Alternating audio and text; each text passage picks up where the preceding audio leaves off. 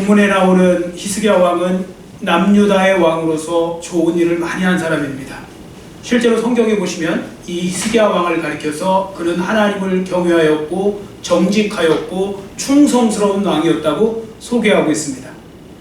예를 들어 히스기야 왕은 왕이 된 후에 제일 먼저 한 일이 종교 개혁을 했고요. 우상을 타파했고 그리고 하나님을 전적으로 의지했습니다. 이것에 관한 말씀이 이제 앞에 장인 18장 1절부터 나오는데요. 18장 1절에서 5절에 그 말씀이 나와 있고, 자, 그리고 그 다음 절인 18장 7절에 보시면 이렇게 기록합니다. 앞에 18장 7절에 보시면 여호와께서 그와 함께 하심에 그가 어디로 가든지 형통하였더라. 아멘. 이제는 하나님 말씀대로 순종하여 살아가는 사람에게 형통한 삶이 주어지는 것입니다. 그런데 여기서 여러분들이 하나 혼동하지 마셔야 될 것이 있습니다. 형통한 삶이 주어졌다는 것은 곧 위기나 어려움이 전혀 찾아오지 않는다, 그런 의미가 아니라는 겁니다. 지금 많은 성도들이 이 부분을 착각하고 있죠. 예수님을 믿으면 전혀 어려움이 없다. 예수님을 믿으면 환난도 없고 역경도 없다. 예수 믿으면 그때부터는 평탄한 삶만 지속된다. 그런 식으로 생각하는 것, 이건 착각하는 겁니다. 이런 말은요, 미신을 말하는 사람들이 하는 이야기지 예수님을 믿는 사람들 속에서 나오는 말이 아닌 것입니다. 오히려 기독교는요, 예수님을 믿는 성도들의 삶 속에 위기가 찾아온다고 분명하게 가르쳐주면서 준비하라고, 그리고 그걸 잘 극복하여서 승리하라고 그렇게 가르쳐주지 아예 어려움 자체가 없다, 그렇게 말씀하고 있지 않다는 것입니다. 예수님도 주기도문에서 가르쳐주셨죠. 우리를 시험에 들게 하지 마옵시고. 자, 제가 지금 말씀드린 우리를 시험에 들게 하지 마옵시고는 이전 새로 개정되기 전에 이전 주기도문이고요. 새로 개정된 주기도문에는 우리를 시험에 빠지지 않게 하시고로 바뀌어 있습니다. 우리를 시험에 빠지지 않게 하시고. 제가 왜 이 두 가지 말씀을 드렸는가 하면요, 이 둘 중에 어떤 것이 더 번역이 잘 되었는가를 말씀드리려고요. 번역은요, 지금 우리가 하는 개정된 주기도문이 더 번역이 잘 된 겁니다. 자, 왜 그런가 하면요, 이전에 우리 주기도문처럼 우리를 시험에 들게 하지 마옵시고 하면 사람들이 그 뉘앙스를 잘못 알아들어요. 아, 이 말은 시험 자체가 없게 해달라고, 그렇게 요청하는 걸로 알고 있습니다. 그래서 성도들이 이런 식으로 생각하다가 어느 날 갑자기 어려움이 오고 시험이 오잖아요. 그럼 갑자기 크게 당황을 해요. 그리고 부끄러워해요. 어려움이 오면. 내가 지금 뭔가 잘못해서 어려움이 왔나? 꼭 그런 것은 아닌데요. 그게 왜 그런가 하면 우리를 시험에 들게 마옵시고, 이건 시험 자체에서의 어떤 그런 해방인 줄 알고 그렇게 보는 겁니다. 그런데 지금 우리가 이제 바뀐 거 있잖아요. 이 바뀐 주기도문에 보시면 우리를 시험에 빠지지 않게 하시고, 이 말은 시험은 와요. 시험은 오는데 그 시험에 무너지고 넘어져서 빠져들어가는 거, 그걸 하지 않게 해달라고. 그러니까 시험은 오는 건 맞아요. 근데 그 시험에서 이기게 해달라고 그렇게 요청하라고 주님이 가르쳐 주신 겁니다. 그게 주기도문의 원뜻입니다. 다시 말씀드려서 성도들에게 시험은 찾아오지만 믿음을 가지고 그 시험에 빠지지 말고 잘 극복하여서 승리하게 해달라고 요청하고 있는 것입니다. 그러니까 성도들에게는요, 풍랑이 전혀 없는 평안한 삶을 말하는 게 아니에요. 그래서 우리가 그걸 흔히 뭐라고 해요? 무풍지대의 삶. 무풍지대는 바람이 없는 거 아닙니까? 그러니까 평탄하고 평안한 삶, 편안한 삶, 이걸 말하는데, 그걸 말하는 것이 아니라 예수 믿는 우리들에게는요, 풍랑이 온다는 거예요. 풍랑도 오고 광풍도 불고 와요. 풍랑이 오는데 그 풍랑 때문에 물속에 빠져들어가는 일이 없는 것, 물속에 빠져들어가지 않고 그 풍랑을 견뎌내는 것, 극복하는 것, 그 부분을 말하는 겁니다. 그래서 우리를 시험에 빠지지 않게 하옵시고가 바로 그런 뜻이 되는 것입니다. 자, 그러면 형통한 삶은 뭘까요? 제가 왜 또 이 형통한 삶을 강조하느냐면, 사람들이 또 형통한 삶 그러면 아무 어려움도 위기도 없는 삶, 이렇게 생각하거든요. 그 사람 참 형통해, 그 사람은 요즘 아주 형통하고 있어, 그러면 위기도 없고 어려움도 없고, 이런 식으로 생각한단 말이죠. 그런데 여러분, 성경이 말하는 형통은 그 형통이 아닙니다. 성경에서는요, 물론 형통하다는 말에는 잘 되어간다, 성공한다, 그런 뜻도 있습니다. 그런데 성경이 말하는 그 형통은 좀 더 다른 의미, 좀 더 깊은 의미가 있습니다. 자, 이제 그 부분을 좀 말씀드리려고 하는데요. 자, 먼저 여러분들이 아셔야 될 거. 여러분 성경에 보시면 두 종류의 형통이 나오는 거 아세요? 하나는요, 의인의 형통이 있고요. 하나는 악인의 형통이 있어요. 무슨 말씀인가 하면 여러분들 악인들, 죄인들도 형통할 수 있는 거 아십니까? 악인들도요, 죄인들도요, 형통할 수 있다는 거예요. 그리고 의인들, 예수님을 믿는 의인들, 하나님을 믿는 백성들도 형통할 수 있다는 거예요. 두 가지 형통을 분명히 다 말합니다. 자, 직접 우리가 제가 예를 들어 볼게요. 잠언서 23장 17절에 보시면요, 잠언서 23장 17절에 내 마음으로 죄인의 형통을 부러워하지 말고 항상 여호와를 경외하라. 내 마음으로 죄인의 형통을 부러워하지 말래요. 자, 죄인이 형통한 부분이 있죠. 그러니까 그걸 부러워하지 말라는 거 아닙니까? 그 다음에 잠언서 24장 1절, 잠언서 24장 1절 말씀 우리 같이 읽습니다. 앞에 보시고, 너는 악인의 형통함을 부러워하지 말며 그와 함께 있으려고 하지도 말지어다. 아멘. 여기 보시면 너는 악인의 형통, 그것도 부러워하지 말래요. 이건 있으니까 부러워하지 말라는 거 아닙니까? 자, 앞에 말씀드린 죄인의 형통이 있었죠. 악인의 형통이 있잖아요. 이렇게 죄인도 악인도요, 형통한 삶을 살 수 있어요. 자, 그 다음에 의인의 형통이라고 그랬잖아요. 하나님을 믿고 예수님을 믿는 사람들, 의인의 형통이 있는데 그 부분도 우리가 같이 읽습니다. 잠언서 11장 10절인데 앞에 보시고 같이 읽습니다. 의인이 형통하면 성읍이 즐거워하고 악인이 패망하면 기뻐 외치느니라. 아멘. 여기서 그냥 의인이 형통한 부분이 있어요. 그러니까 의인이 형통하면 성읍이 즐거워할 일이 생긴다. 그런 말씀이 있는 거고요. 자, 그 다음에 시편 122편 6절에 보시면요, 시편 122편 6절에 거기에 보시면요, 예루살렘을 사랑하는 자가 형통한대요. 예루살렘은 하나님이 계신 곳이고, 예루살렘을 사랑하는 사람은 하나님 믿는 사람, 예수 믿는 사람 아닙니까? 그 사람들이 형통하리로다. 이런 말씀이 있습니다. 자, 그러니까 여러분들 악인에게도 형통이 있죠, 의인에게도 형통이 있잖아요. 그러므로 여러분들 형통에 대해서 말씀하시려면 사실 좀 더 세밀하게 구체적으로 말씀하실 필요가 있어요. 여러분들이 형통에 대해서 원하거든 꼭 이렇게 가능하면 말씀하시면 더 좋습니다. 저를 따라해주세요. 하나님, 제게 의인의 형통을 주옵소서. 의인의 형통을 주시옵소서. 아멘. 의인의 형통을 달라고 기도하세요. 의인의 형통. 왜냐하면 죄인의 형통도 있거든요. 뭐 꽝 잡는 게 매라고 뭐 아무거나 주세요, 뭐 이런 보시면 안 돼요. 왜 그런가 하면 형통이라는 단어를 똑같이 쓰고 있어도요, 여러분들 죄인의 형통, 악인의 형통은 진짜 형통이 아니에요. 그냥 눈으로 볼 때 형통처럼 보이죠. 저 사람은 왜 이렇게 하나도 어려운 거 없고 뭐가 이렇게 손만 대면 다 잘 되고 저 사람 왜 그럴까? 예수님도 안 믿는데 하면서 부러워하고 막 그러지 마시라고요. 왜 그런가 하면 그게 말만 좋아 형통이지 실제로는 저주와 다름없기 때문에 그렇습니다.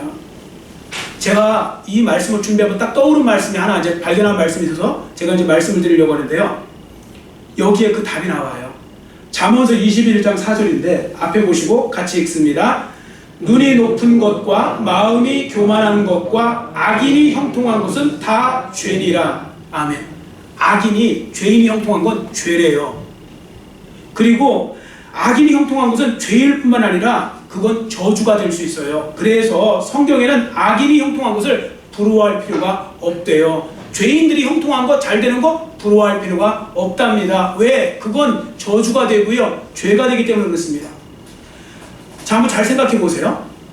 악인 중에, 죄인들 중에 이렇게 말하는 거 혹시 들어보지 않으셨어요? 특히 세상 사람들, 불신자들 중에서 나는 예수 안 믿고 내 마음대로 내가 하고 싶은 대로 온갖 나쁜 짓까지도 내가 하고 싶은 대로 내 욕심 대로 다 해도 I'm okay, 나는 괜찮은데 당신은 뭐 예수 믿는다고 맨날 교회 다니는데 뭐 어려움이 있고 맨날 그렇게 질질 짜고 있고 뭐 그러지 않느냐고, 나는 괜찮은데 이게 뭐냐고 그랬을 때 또 거기에 넘어가서 진짜 그러네?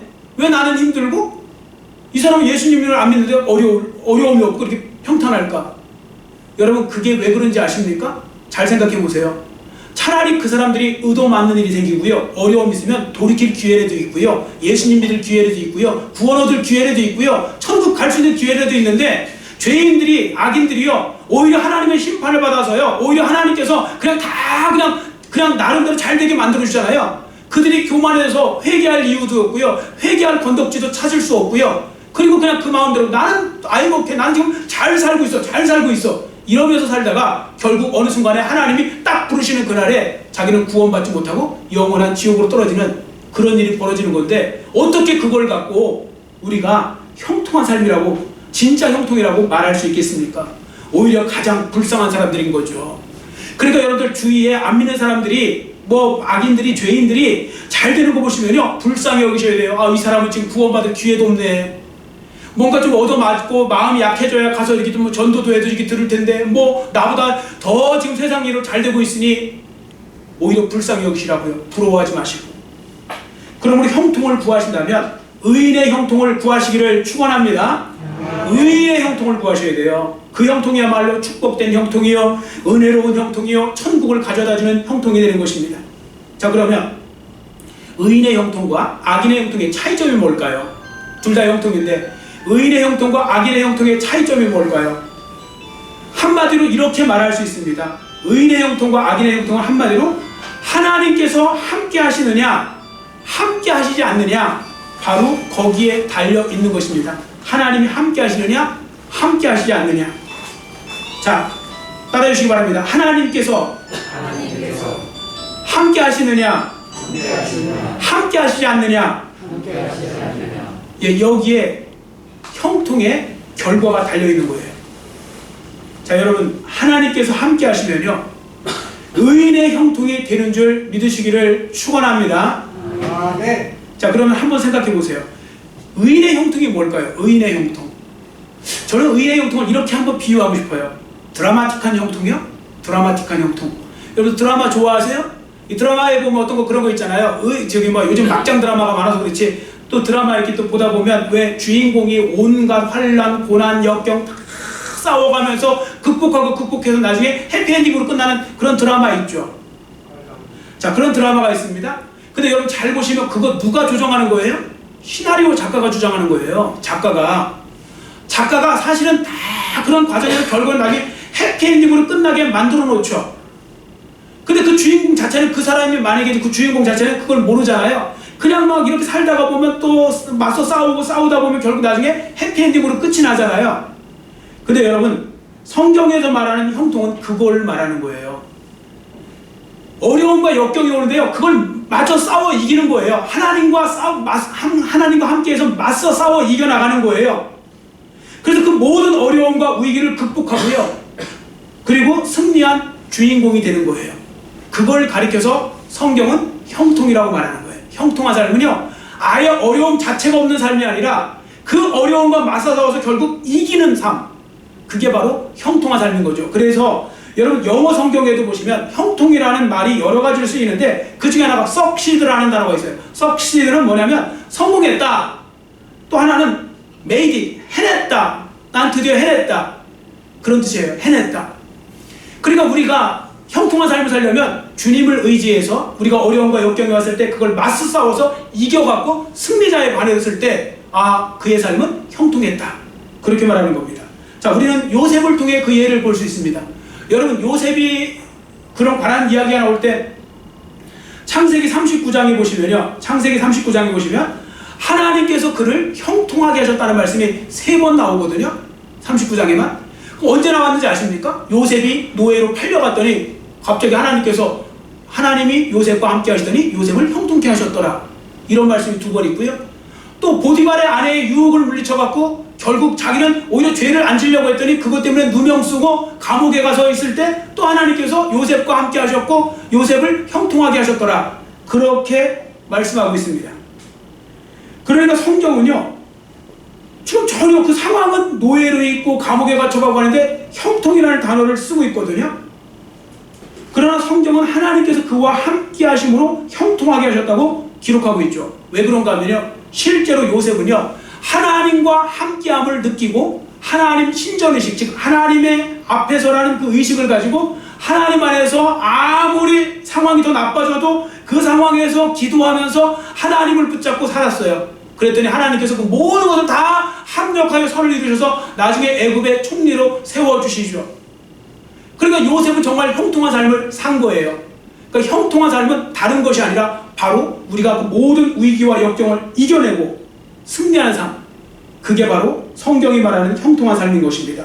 그러니까 의인의 형통은 앞에 말씀드린 대로 무풍지대의 형통이 아니라 위기나 어려움이 찾아왔을 때 하나님을 의지하여 그 위기나 어려움을 극복하고요, 성공해내는 것이 의인의 형통인 줄 믿습니다. 자, 그러면 이 시간에는 형통한 사람이라고 인정받았던 그런 오늘 본문의 주인공 히스기야 왕을 통하여 그럼 우리가 어떻게 우리에게 찾아온 위기를 극복할 수 있을까? 어떻게 형통한 삶을 살 수 있을까? 자, 그 부분을 우리가 살펴보도록 하겠습니다. 첫 번째요, 히스기야 왕은 위기가 찾아왔을 때 가장 먼저 성전을 찾았습니다. 가장 먼저. 히스기야 왕은요, 지금 당장 처리해야 될 일이 많잖아요. 지금 적군이 쳐들어와갖고, 지금 우리나라도 마찬가지 아닙니까? 적군이 쳐들어와서 얘는 서울을 다 둘러싸고 있어요. 그럼 대통령이 얼마나 할 일이 많습니까? 갑자기 얼마나 결정해야 될 것도 많습니까? 근데 그 모든 걸 다 뒤로 하고요, 히스기야 왕은 성전으로 달려나왔다는 겁니다. 자, 1절 말씀 우리 한번 같이 읽겠습니다. 1절 같이 읽습니다. 히스기야 왕이 듣고 그 옷을 찢고 붉은 배를 두르고 여호와의 전에 들어가서. 아멘. 여러분, 여러분에게 어떠한 위기가 찾아올 때 가장 먼저 해야 될 일이 뭐냐면 성전으로 달려나오는 겁니다. 히스기야 왕처럼. 자, 이게 뭐냐면 성전으로 달려나왔다는 것은 하나님께로 달려나온다, 그런 의미입니다. 히스기야 왕은 지금 국가적으로 중대한 위기를 맞고 있었거든요. 자, 그 앞에 장 18장에 보시면 그 중대한 위기가 무엇인지를 보여주는데요. 주전 722년 북이스라엘을 멸망시켰던 강력한 아수르 군대, 아수르 제국이요, 이제는 남유다까지 이제 삼키려고 그렇게 찾아온 것입니다. 침공해 온 거예요. 바로 그때 그 위기 속에 있었던 히스기야 왕이 어떻게 대처하여 그 위기를 극복하였는지를 기록한 말씀이 본문 말씀이 되는 것입니다. 그렇습니다. 히스기야 왕은요, 위기에 처했을 때 제일 먼저 행한 일이 있었는데 그게 뭐냐면 성전을 찾아온 것입니다. 즉 하나님께 나온 것입니다. 하나님께 달려나온 것입니다. 여러분, 히스기야 왕의 이런 모습이 의인의 형통을 추구하는 사람이 가져야 될 모습인 것입니다. 의인의 형통을 추구하는 사람은 위기나 어려움이 찾아올 때 이것저것 생각하지 말고 따지지 말고 하나님의 성전으로 일단 달려나오는 거예요. 하나님께로. 근데 많은 성도들이 이렇게 하지 않아요. 많은 성도는 반대로 해요. 내동 교회도 잘 나오고 내동 하나님 앞에 기도도 잘하다가 어려움이 오고 환난이 오면요, 이 생각 저 생각에 빠져갖고요, 답도 안 나오는 생각에 빠져갖고 스스로 자꾸 절망의 구렁텅이로 빠뜨리는 분들이 있어요. 그렇게 하시면 안 됩니다. 예수님을 믿는 사람들은 어려움과 위기가 왔을 때 이것저것 생각하지 말고 아무리 바빠도 시간이 없어도 하나님 앞에 제일 먼저 달려나와서 하나님 앞에 간구할 줄 아는 사람이 되셔야 의인의 형통을 누릴 수 있는 그런 사람이 되는 거고, 그 사람이 최후 승리를 얻을 수 있는 사람이 되는 것입니다. 여러분께서도 히스기야 왕과 같이 위기가 찾아올 때 즉시 성전으로 달려나오는 사람들이 되시기를 축원합니다. 그리고 성전으로 달려나오실 때 하셔야 될 일이 있어요. 그게 뭐냐면 영적인 굵은 배를 입으셔야 돼요. 자, 1절에 보시면 굵은 배를 두르고 나왔다고 그랬죠. 굵은 배. 자, 이 행동은 뭐냐면요, 이스라엘 백성들은요, 행동으로, 이게 상징적 행동으로 보여주는 게 있어요. 예를 들어서 옷을 찢는 거 있잖아요. 정말 화가 났다든지 너무 마음이 찢어질 듯 아프고 국가적인 재앙이든 개인적인 재앙이든 뭐 당해서 상처가 되고 아프고 그러잖아요. 그럼 자기 옷을 찢어요. 욥이 옷을 찢듯이 찢어요. 이건 내 마음이 이렇게 아픕니다. 내 마음이 이렇게 찢어질 때 아픕니다. 뭐 내 마음이 이렇게 뭐 속이 상합니다. 아니면 내 마음이 이렇게 뭐 여러 가지 의미를 담아서 찢어요. 그리고 그 다음에 하나님 앞에 나갈 때 이렇게 배옷을 둘러고 배옷을 입고 나가는 거, 그게 바로 뭐냐면 이 배옷을 둘렀다는 것은 하나님 앞에 낮은 자세로 나가는 거예요. 낮은 자세. 이걸 겸비한 자세라고 하는데요. 위기 속에 성전을 찾아온 사람은요, 겸비한 마음을 가지고 나와야 하는 겁니다. 그래도 내가 왕인데 왕복은 입어야지. 내가 왕인데 그래도 어떤 정도의 이런 그런 좀 둘러야지. 좀 화려하게 치장을 좀 해야지. 이렇게 하지 않는다는 거죠. 해서도 안 된다는 겁니다. 히스기야가 왕복을 벗고요, 배옷을 입고 하나님 앞에 나온 거예요. 나는 아무것도 아닙니다. 겸비한 자세. 여러분, 겸비가 뭐예요? 겸비? 자기 몸을 스스로 낮추는 자세를 겸비라고 하죠. 여러분, 제가 요즘에 좀 많이 또 보는 말씀 중, 많이 좀 마음에 와닿는 말씀 중에 하나가 역대하 7장 13절 14절 말씀이 있는데요. 역대하 7장 13절 14절에 이런 말씀이 있습니다. 제가 다 외우는 건 아니에요. 그냥 뭐 대충 외우면 그런 겁니다. 7장 13절은 뭐냐면 하나님이 하시는 거예요. 혹 내가 하늘 문을 닫고 비를 내리지 않거나, 혹 메뚜기 떼에게 토산물을 삼키게 하거나, 혹 내가 전염병으로 내 백성 가운데 유행하게 할 때, 전염병으로 내 백성들 가운데 유행하게 할 때에 내 이름으로 일컫는 내 백성들이 스스로 자기를 낮추어서, 이게 옛날 성경에는 겸비하예요. 스스로 자기를 낮추어서 악한 길을 버리고 내게로 와서 기도하고 구하면 내가 하늘에서 듣고 그 땅을 고칠지라. 이렇게 말씀하고 있어요. 그 땅을 고칠지라. 저는 이 말씀 들으면서 지금 교회가 사실은 더 모이기 힘써야 되고 더 많이 겸비하고 더 많이 하나님 앞에 기도해야 될 그 시대 아닌가, 그런 생각을 해봅니다. 하나님이 허락하신, 하나님이 깨닫게 하시고 징계하시고 때로는 경고하시느냐고 하나님께서 이 코로나라는 전염병을 허락하신 거라면, 그러면 그때 우리 성도들이 해야 될 일은 바로 뭐냐면 더 겸비해지고 더 낮추고 회개하면서 주님 앞에 우리 악한 길을 돌이키고 그리고 하나님 앞에 메어 달리는 거 아니겠습니까? 그런데 그 부분을 거꾸로 하는 거예요. 지금 많은 부분들이. 정부도 교회, 물론 신천지발 때문에 여러 가지 방해를 많이 하지 않습니까? 근데 정부는, 거기는 뭐 종교인들이 있든 아니든 그 정부니까 그렇다 치지만, 그런데 지금 교회가 거기에 합세해서 같이 너무 오버해서 적극하는 거예요. 방역당국의 지침처럼 우리가 지금 맞춰서 할 수 있는 대로 하는 거잖아요. 근데 그게 아니고요. 지금 한국교회에 너무 안타까운 건 이걸 빌미로 삼아서 마치 이게 무슨 휴가라도 되는 것처럼, 지금 여기도 여러분들 가다 보십시오. 교회마다 입구에다가 새벽 예배는 아예 드리지 않는 교회도 많아요. 지금 정부에서 새벽 예배 드리지 말라는 이야기가 아니에요. 숫자 안에서 드려도 돼요. 다 비대면 뭐 이러면서, 이건 정말 더 모여서 기도해야 되는데 같이 기도회를 거꾸로 없애고 있어요. 지금 성경 말씀 반대로 가고 있는 거잖아요. 전 너무 안타깝던데요. 그거 보면, 아니 몇 사람이라도 나와서 그 재단의 불을 끄지 말아야 될 거 아니에요. 근데 재단의 불을 끄는데 정부에서 새벽 예배 드리지 말라는 소리도 안 했는데 알아서 새벽 예배는 안 드립니다. 우리는 적극적으로 나라의 방침에 도와주기 위해서. 그런 사람들이 맨날 가서 외식하고서 마스크 벗고서 그 앞에서 식당 바글바글 한데 가서 밥 먹고 있습니까? 마스크 쓰고서 예배 드리면 아무 문제 없는데, 솔직히 교회에서도 지금 가끔씩 드러나는 데는 다 마스크 벗고 밥 먹다가 뭐 친교하다가 걸리는 거지 예배 드리고서 걸리는 건 없는데요. 근데 그런 부분에서 우리가 더 겸비해줘야 되는데 이거 반대로 나가니까, 그리고 자꾸 이게 지금 더 오래 가는 거 아닌가 싶은 생각이, 저는 이게 백신 문제도 아니고요, 나라 문제도 아니고요, 뭐 방역당국 문제도 아니고요, 그 예수 믿는 사람들이 좀 더 정신 차리고 더 많이 기도해야 되지 않겠나, 교회를 나오든 못 나오든 하나님 앞에 더 많이 기도해야 되지 않겠나, 그런 생각을 해봅니다. 여기서 우리가 더 낮은 자세로 하나님 앞에 더 많이 기도하시기를 축원합니다. 겸손한 모습을 가지고 나오셔야 돼요. 이 히스기야 왕처럼. 왜냐하면 하나님을 찾는 길이야말로 그게 살 길이요, 확실하게 위기에서 벗어나는 길이 있기 때문에 그런 것입니다. 자, 아모스 5장 4절 앞에 보시고 같이 읽습니다. 아모스 5장 4절 같이 읽습니다. 여호와께서 이스라엘 족속에게 이와 같이 말씀하시기를 너희는 나를 찾으라, 그리하면 살리라. 아멘. 성전에 찾아온다는 것은 하나님을 찾는 거라고 했습니다. 하나님을 찾아야 사는 거고 구원받는 겁니다. 우리나라 코로나에서도 우리가 구원받으려면 하나님을 찾는 일을 잘 하셔야 됩니다. 예수 믿는 사람들이 거꾸로 하셔야 됩니다. 그리고 어쨌든 협조할 건 협조하더라도 우리가 해야 될 건 해야 되는데, 그걸까지만 다 뭉태기로 다 넘겨주려고 해서는 안 되는 것입니다. 여하튼 우리가 몇 사람이라도 하나님을 찾고 또 믿는 자들이 찾고 의인들이 찾고 찾으면 하나님께서 결과적으로 해방시켜 주실 날이 올 줄 믿습니다. 그러니까 우리가 그때까지 찾고 또 하나님을 찾고 또 찾으면 되는 것이고요.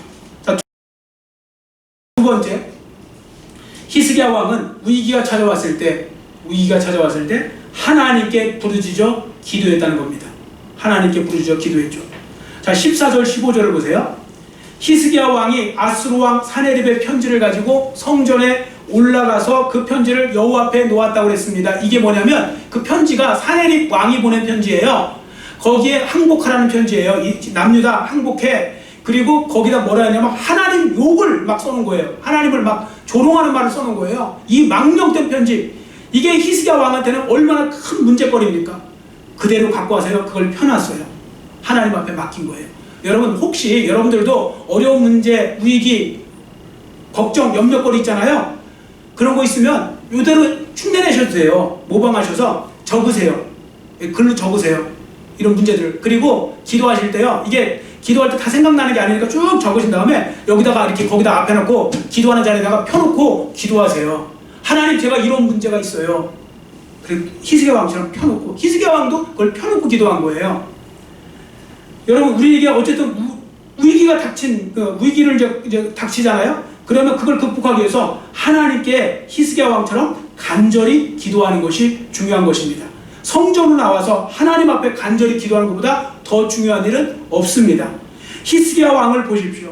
그가 국가적 위기가 찾아왔을 때 최우선적으로 한 일이 성전으로 나와서 하나님 앞에 부르짖은 것입니다. 기도가 최상의 해결책임을 항상 기억하시기를 축원합니다. 기도가 최상의 해결책입니다.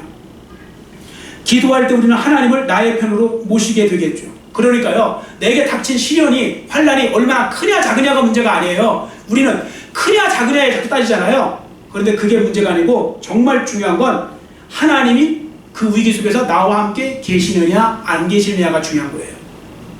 그리고 하나님께서 내 편이 되어주시느냐 아니냐가 문제인 것이지 내가 당한 환난의 크기는 중요한 게 아닙니다.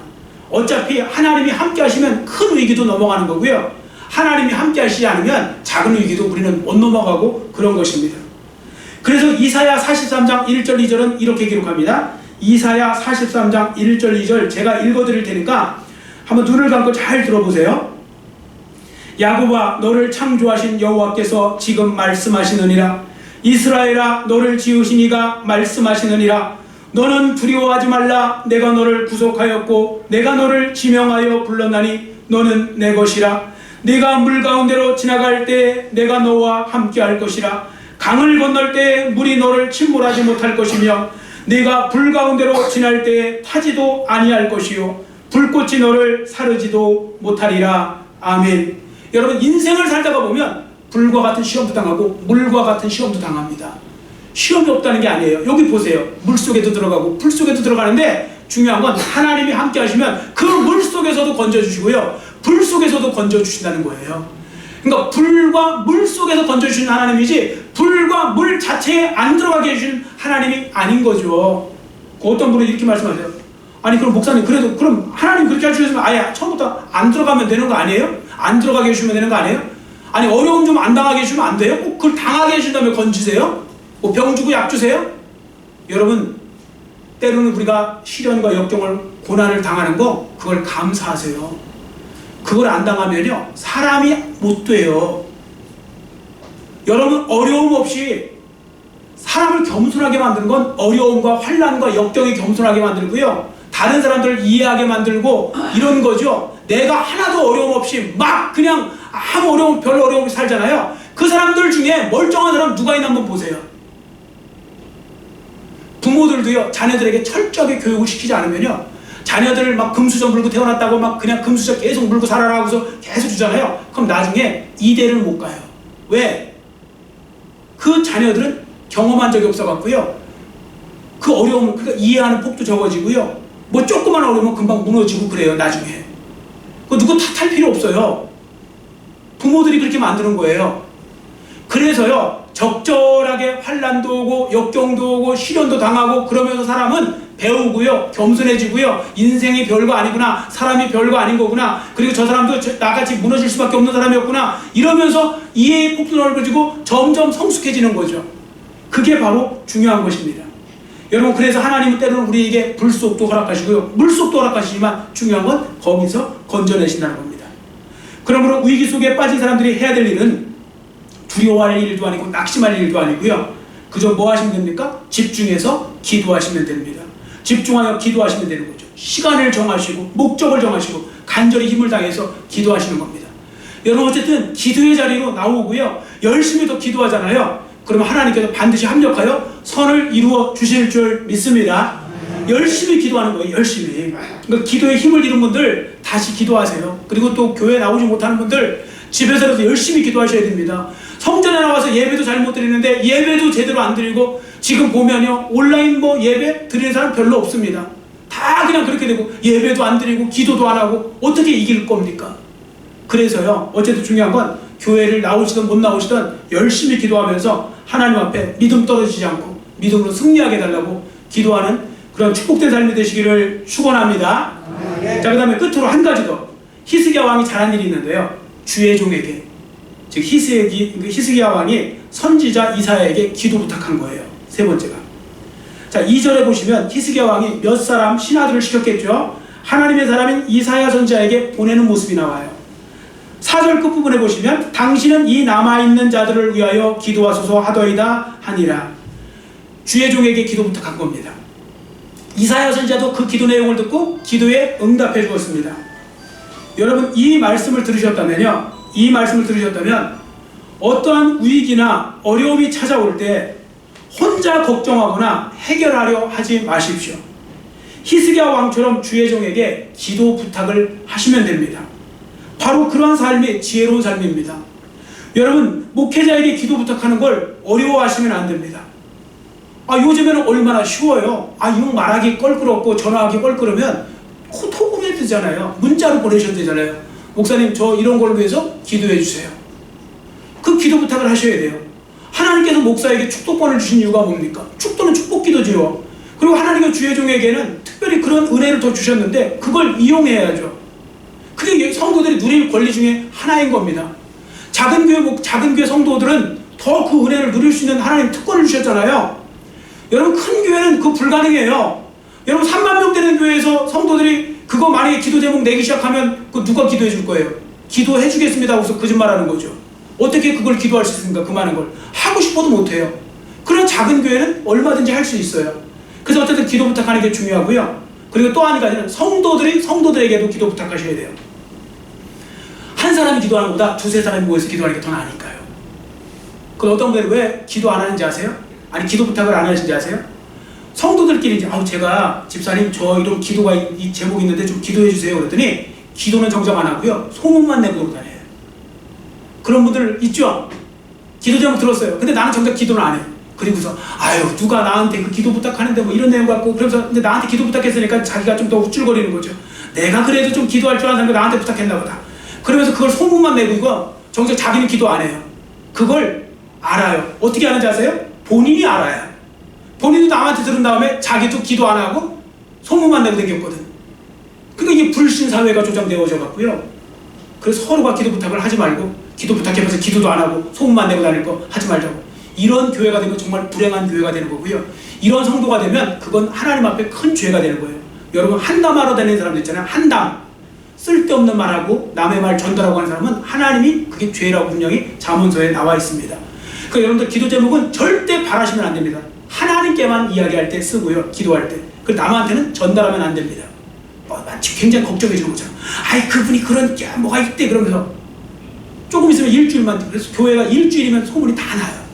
그런 교회가 되지 않기를 축원합니다. 그런 성도가 되지 않기를 축원합니다. 그리고 기도 제목 들었으면 기도만 해주세요.